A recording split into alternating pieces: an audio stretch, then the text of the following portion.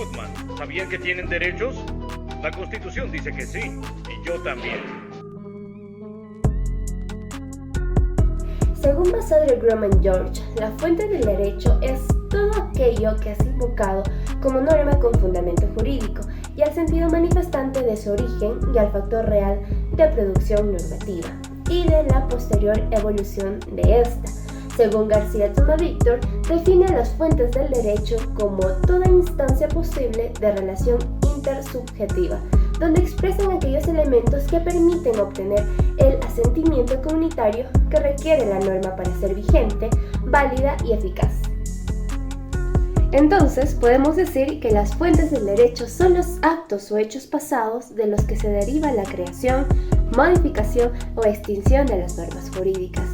Es aquí donde se desprenden respectivamente las nociones de las fuentes del derecho en el sentido material, más conocido como fuentes de materiales, las fuentes del derecho en sentido formal, más conocida como fuentes formales, y las fuentes históricas.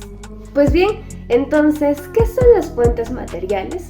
Pues son las razones o hechos históricos, políticos, sociales, económicos, éticos, religiosos o etcétera que provocan la aparición de una norma y determina su contenido, es decir, que genere cambios, como por ejemplo la Revolución Francesa, que originó el Código Napoleónico.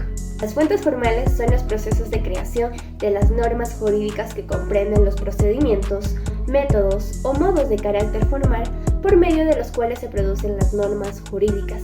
Pues existen 4 fuentes y son legislación, costumbre, jurisprudencia y doctrina.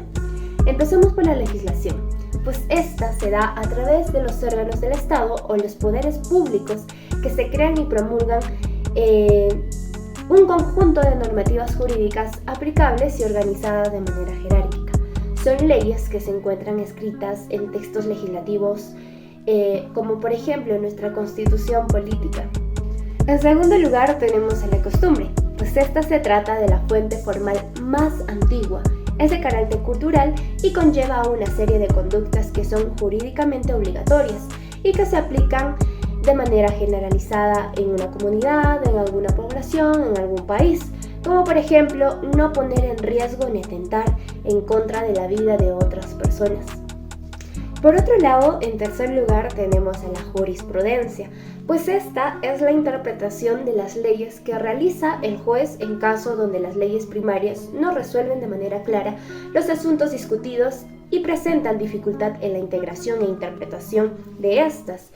Pues esto es establecido por el Tribunal Supremo. También se le conoce como fuente indirecta, que por sí misma pues no crea en el derecho, pero ayuda a interpretar y explicar una ley. Finalmente tenemos a la doctrina, pues la doctrina es el conjunto de estudios de carácter particular que realizan los juristas acerca del derecho con finalidades eminentemente teóricas, sistemáticas o bien para ofrecer puntos de vista sobre la interpretación de las normas. Y finalmente tenemos a la fuente histórica, pero no menos importante. Esta se puede definir como cualquier testimonio, documento, resto u objeto utilizado por el hombre que nos pueda aportar información significativa, parcial o total, sobre los hechos que han tenido lugar, especialmente en el pasado.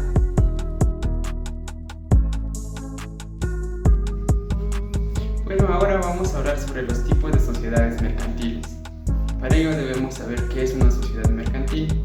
Una sociedad mercantil es la construcción de una empresa, y en el Perú se puede construir una empresa de 2 formas.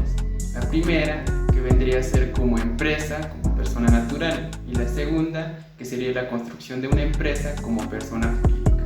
Ahora les voy a explicar sobre la empresa como persona natural o unipersonal, que mayormente es utilizada en pequeños proyectos empresariales cuyas principales fuentes de ingresos son el trabajo y la capital invertida de la persona, donde la misma persona natural es encargada del desarrollo de toda la actividad tanto comercial como financiera de la empresa.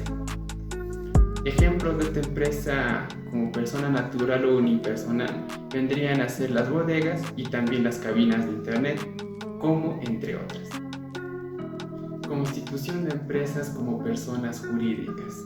Bueno, este tipo de empresas están conformadas por una o 2 o más personas que ejercen derecho y cumplen obligaciones obligaciones a nombre de esta empresa creada, como por ejemplo vendrían a ser una sociedad anónima, una sociedad de responsabilidad limitada, empresa individual de responsabilidad limitada, una SRL, una SA o una SAC, entre otras. Bueno, ahora les voy a explicar sobre la empresa individual de responsabilidad limitada, la EIRL. Este tipo de sociedad permite que una empresa pueda iniciar actividades de forma individual utilizando un RUT y también un patrimonio distinto al propio.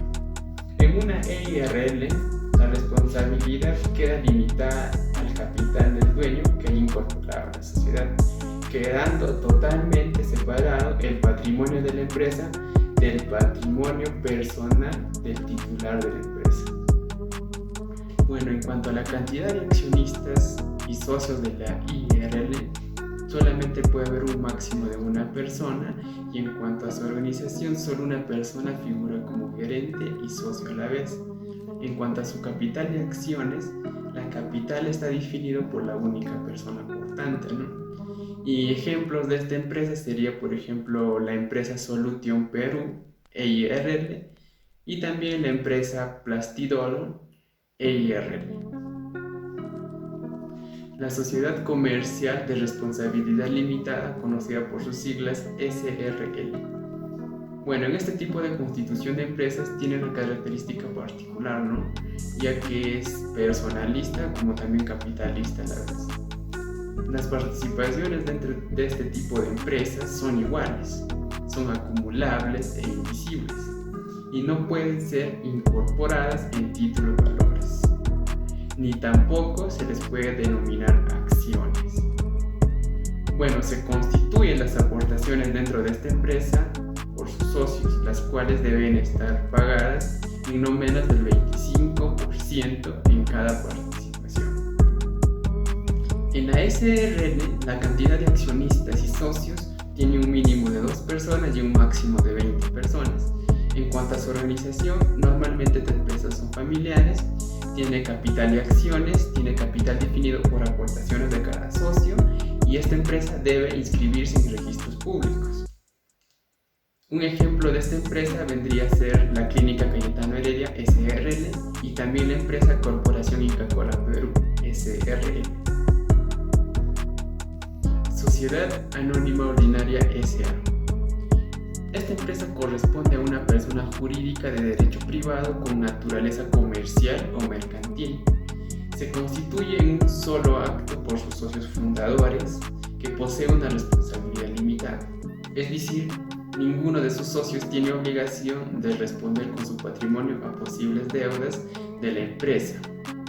Su capital está representado por acciones normativas, las cuales se constituyen por el aporte de los socios, que pueden ser bienes monetarios o no monetarios. La sociedad puede ser abierta o también puede estar cerrada. En la SA, la cantidad de accionistas y socios tiene un mínimo de 2 personas y un máximo que es ilimitado. En cuanto a su organización, tiene una junta general de accionistas, una gerencia, un directorio, una capital y acciones, tiene una capital definido por aportes de cada socio, y esto también se debe registrar las acciones en el registro de matrícula de acciones. Ejemplos de este tipo de empresas vendrían a ser Casinelli, que es S.A., y la empresa Socosani S.A. Y por otro lado también el Banco Ripley Perú S.A. Sociedad Anónima Cerrada SAC. Este tipo de empresas se da cuando el número de sus acciones no supera las 20 personas y sus acciones no están inscritas en registro público del mercado de valores. Las acciones permanecen con los socios de forma permanente en esta empresa.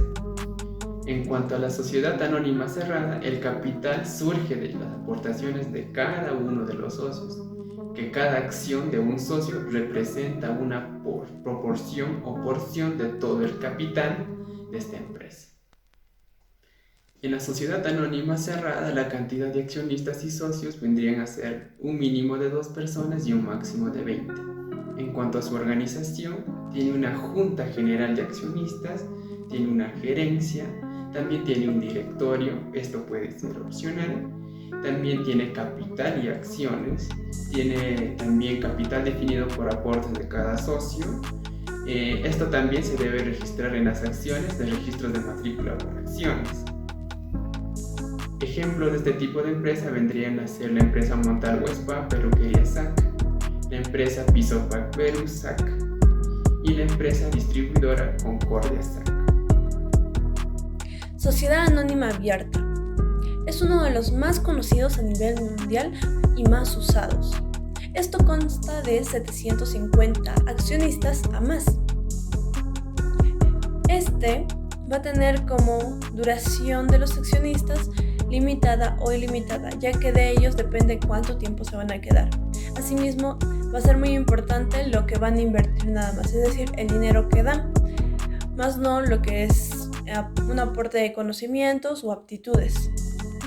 Asimismo, los órganos administrativos son la Junta General de Accionistas, el Directorio y Gerencia. El Directorio debe de tener como mínimo 3 miembros. Y por último, tiene diferentes clases de accionistas. Accionistas privilegiadas, con derecho a voto o sin derecho a voto, y otras más. Esas son las principales. Un ejemplo claro de la sociedad anónima abierta es Coca-Cola. Ahora la sociedad en comandita simple. Ellos van a tomar sus propias decisiones a su gusto. Asimismo, algunos tendrán responsabilidades limitadas y otros ilimitadas.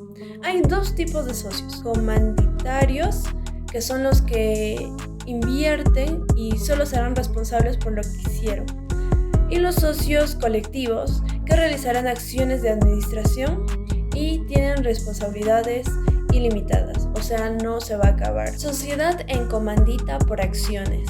Su capital social está establecido por acciones que se pueden transmitir libremente sin que se deba seguir las reglas de la Ley General de las Sociedades. Por otra parte, tenemos la sociedad civil. Mediante un oficio, profesión o práctica, el objetivo de las personas va a ser obtener una ganancia de las actividades que realizan.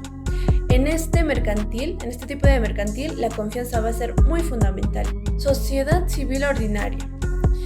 Aquí hay 2 socios como mínimo y no existe un límite máximo que se junten para realizar una actividad con un fin de lucro. Por otra parte, tenemos la sociedad civil de responsabilidades limitadas, de la cual tiene como máximo solo 30 socios, no más. Y la ley refiere que se incluye el nombre de algunos socios. Y su aporte de cada socio va a ser ilimitado. Finalmente está la sociedad colectiva, lo cual su responsabilidad es ilimitada, mínimo es de 2 socios y no hay máximo también. Los socios son elegidos por su calidad de persona, ya que predomina la confianza, ¿no? Es decir, no van a ser engañados y van a estar cuando se les necesita y demás. Su duración es solo hasta cierto tiempo. Esto sí es limitado. En conclusión, es muy importante conocer las fuentes de derecho, porque así, en base a ello, vamos a poder tener mejores objetivos, vamos a saber por dónde guiarnos y asimismo tener un tipo de sociedad mercantil en cualquier empresa que se presente. Porque de esta manera vamos a ver cómo organizarnos, vamos a saber en qué forma vamos a trabajar con los accionistas. Entonces todo ello es muy importante incluirlo al desarrollar alguna empresa.